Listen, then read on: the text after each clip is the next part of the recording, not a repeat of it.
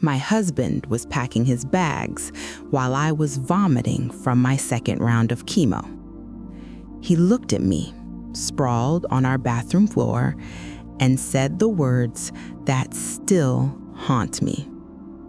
I didn't sign up to be a nurse to a dying woman.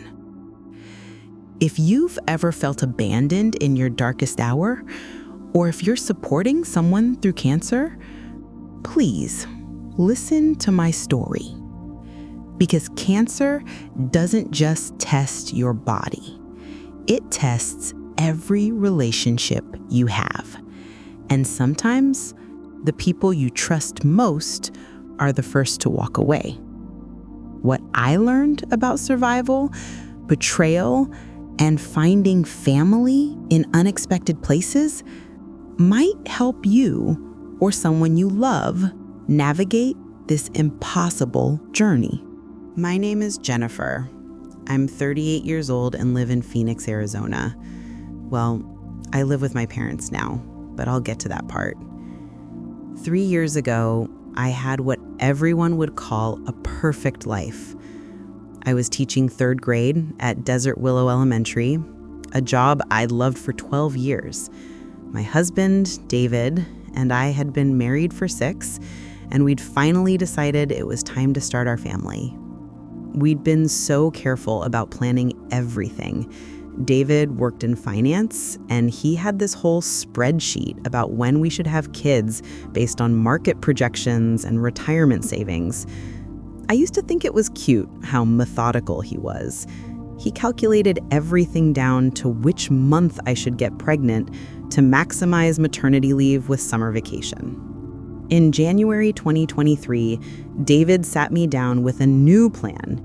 He said if I quit teaching, we could focus entirely on getting pregnant. No stress from work, no exposure to all those germs kids carry. He'd done the math. His salary could cover us both, and once we had the baby, I could decide whether to go back.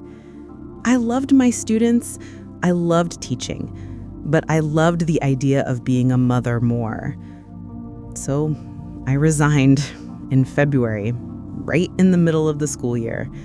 My principal was shocked. My fellow teachers threw me a goodbye party, and 8-year-old Melissa cried and asked why I was abandoning them.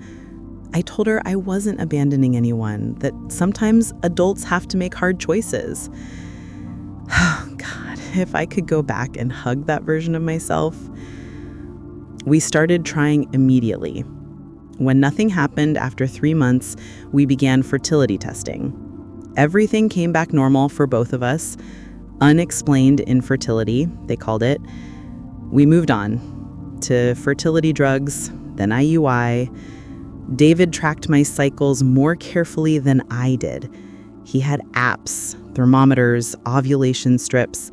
Our romantic life became a scheduled project. By September, I was bloated all the time. I looked pregnant already, which felt like the universe's cruel joke. My jeans stopped fitting. I was running to the bathroom constantly. The fertility doctor said it was normal. The drugs, the stress, the hormone changes. David bought me pregnancy tests in bulk from Amazon, convinced each symptom meant we'd finally succeeded. I started feeling exhausted, not normal tired, this bone-deep exhaustion where I'd sleep 12 hours and wake up feeling like I'd run a marathon. David said it was because I wasn't working anymore, that I'd lost my routine. He suggested I join a gym, maybe take up yoga. The back pain started in October. This dull, constant ache that wrapped around my middle. The fertility specialist said it was probably from the bloating, that some women are just more sensitive to the medications. He offered to switch my protocol, try different drugs. I remember the day I couldn't button my favorite skirt. I stood in front of the mirror, looking at my swollen belly, and actually smiled. I thought maybe, just maybe, the tests were wrong and I was pregnant. By November, I looked 6 months pregnant. Complete strangers would congratulate me at the grocery store. I'd smile and nod, because explaining the truth was too complicated and too painful. The constant need to pee became unbearable. I'd go to the bathroom and feel like I still needed to go immediately after. Nights were the worst. I'd get up 6, 7 times. David started sleeping in the guest room because I was keeping him awake. I went to my primary care doctor convinced I had a UTI. The tests came back negative. She suggested it might be interstitial cystitis, maybe triggered by stress. She asked if I was anxious about anything. I laughed. Of course I was anxious. We'd been trying to get pregnant for almost a year. I'd quit my job, and my body felt like it belonged to someone else. The bloating got so bad, I couldn't eat full meals. I'd take 3 bites and feel stuffed. David thought I was developing an eating disorder, that the pressure to get pregnant was manifesting in weird ways. He bought books about the mind-body connection and left them on my nightstand. In December, we had our IVF consultation. The reproductive endocrinologist did an ultrasound and frowned. She said my ovaries look bulky, but that happens sometimes with fertility drugs. She wanted to do a few more tests before we started IVF, just to be safe. The blood work showed elevated CA-125 levels, but she said that could be from endometriosis, which might explain our infertility. I felt vindicated. There was something wrong, and once we fixed it, I'd get pregnant. The pelvic pain started around Christmas. Not cramps, but this deep, grinding pain that made me double over. David's family was visiting, and I spent most of Christmas dinner in the bathroom, not because I was sick, but because sitting upright hurt too much. His mother made comments about how I'd let myself go since quitting work. David defended me, but later that night he asked if maybe I should see a therapist. 2 days after Christmas, I couldn't keep anything down. Every time I ate, I'd vomit within an hour. David was at his year-end business conference in Vegas. I texted him I was sick, and he replied that there was a stomach bug going around to drink Gatorade and rest. By the time he got home on December 30th, I'd lost 8 pounds in 4 days. My stomach was still swollen, but my arms looked skeletal.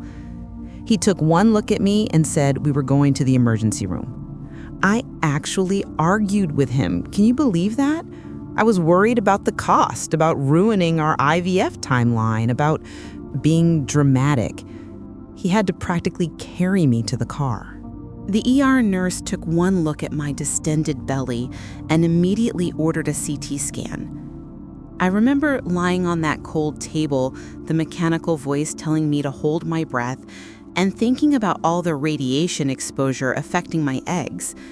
Even then, I was still thinking about pregnancy.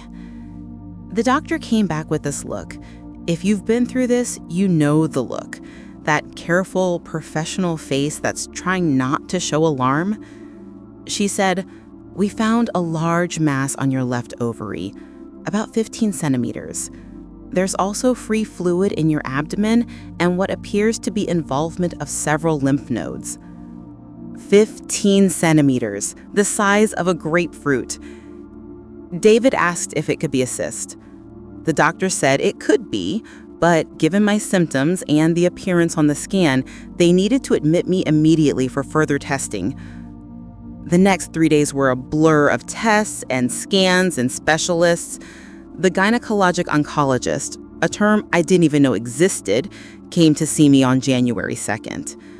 Dr. Patel was maybe 5 feet tall, but she had this presence that filled the room. "Jennifer, the biopsy confirms ovarian cancer, stage 3C. It's spread to your lymph nodes and the lining of your abdomen." David's first question wasn't about my survival rate or treatment options. He asked, "What about children?" Dr. Patel explained I'd need immediate surgery, full hysterectomy, removal of both ovaries, fallopian tubes, affected lymph nodes, and any visible tumor deposits. Then chemotherapy. aggressive chemotherapy. No children. Ever. The thing we'd been working toward for a year, the reason I'd quit my job, the center of our entire life plan. Gone in one conversation. David left the room. He said he needed air, but he was gone for 2 hours. When he came back, his eyes were red, and he smelled like the hospital parking garage where people go to smoke. Surgery was scheduled for January 5th. David called his mother to tell her. I could hear her through the phone. But what about grandchildren? Not how is Jennifer or what can we do to help? Just grief for the grandchildren she'd never have. The surgery took 7 hours.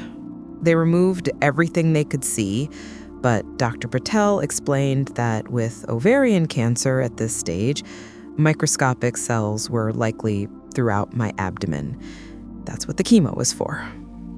I woke up with a 12-inch incision down my middle, drainage tubes, and a morphine pump. David was sitting in the chair playing on his phone. When he saw I was awake, he asked how I felt, then immediately started talking about the bills. The fertility treatments had cost us $30,000 out of pocket. Now this. He'd already called my insurance. Since I'd quit teaching, I was on his plan, but it had a high deductible and out-of-pocket maximum.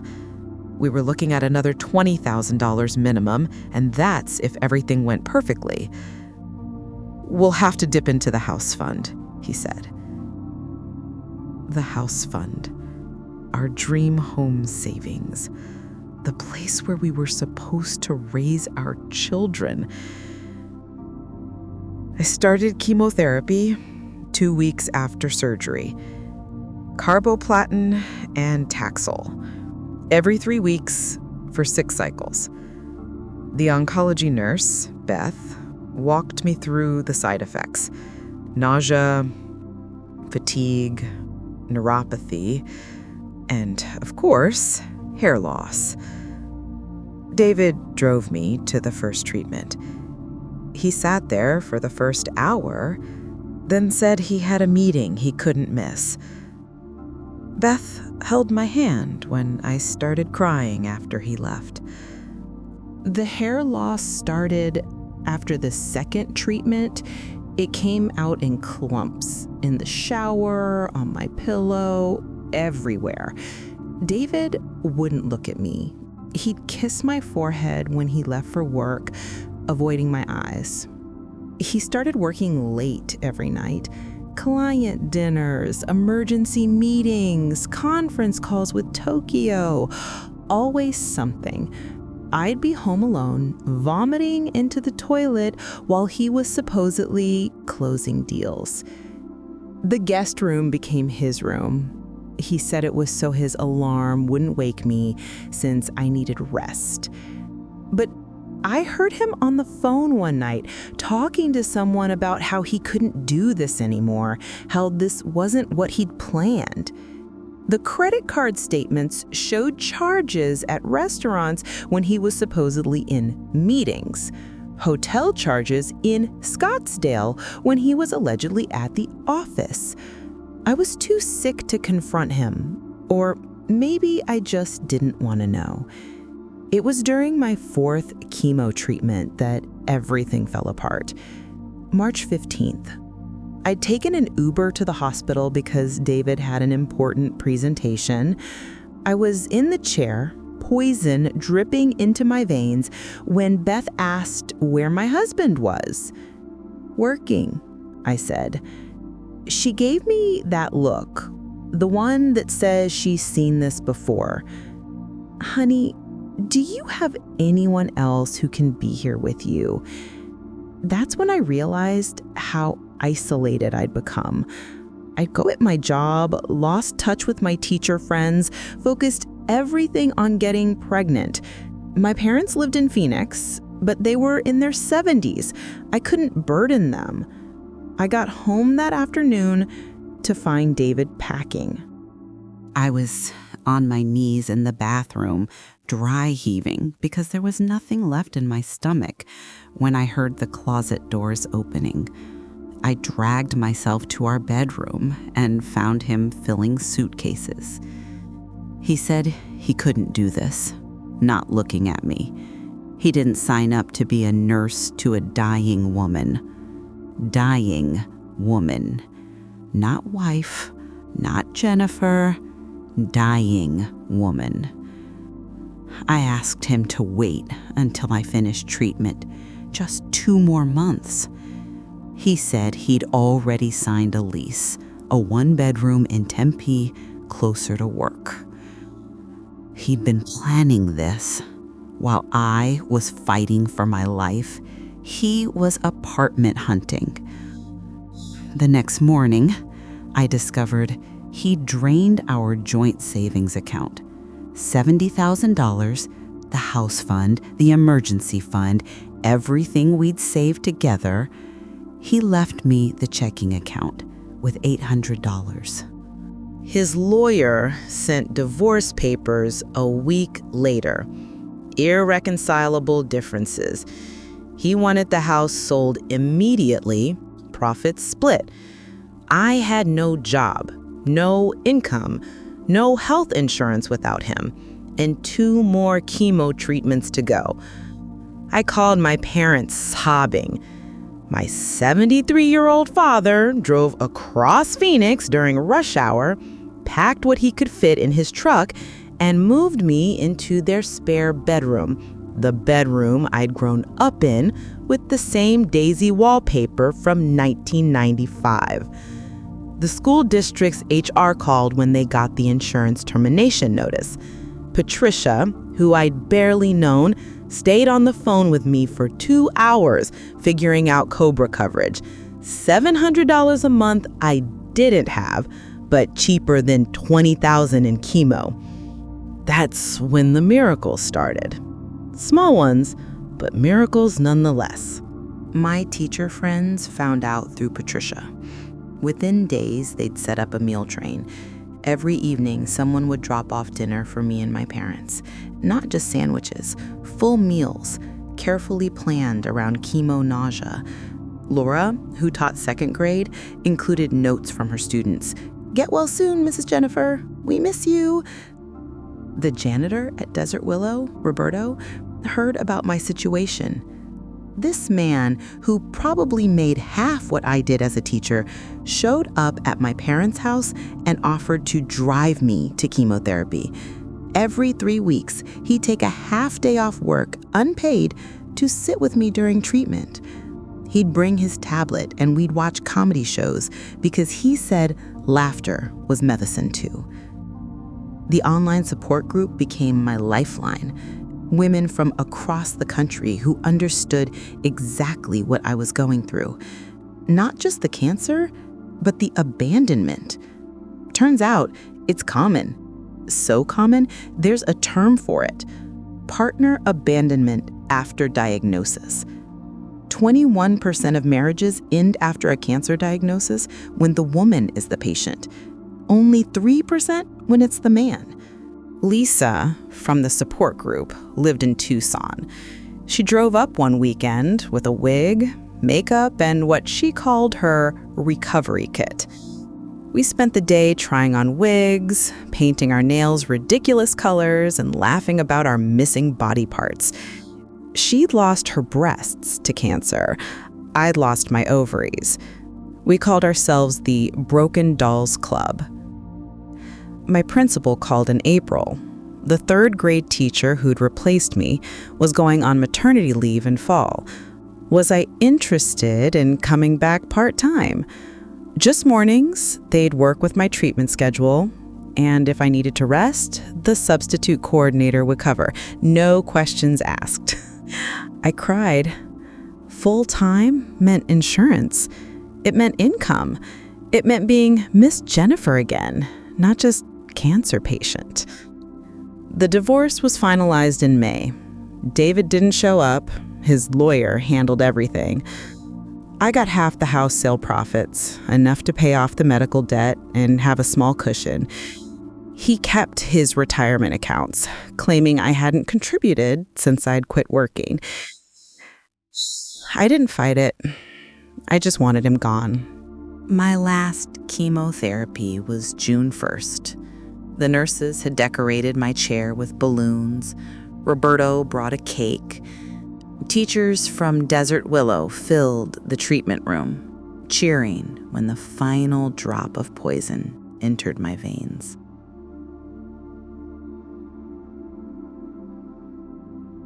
I went back to teaching that August, bald, wearing a wig that never quite sat right, 20 pounds lighter, but there. My third graders didn't care that I looked different. 8-year-old Marcus raised his hand on the first day and asked if I was a superhero now, since I'd beaten up cancer. I said yes.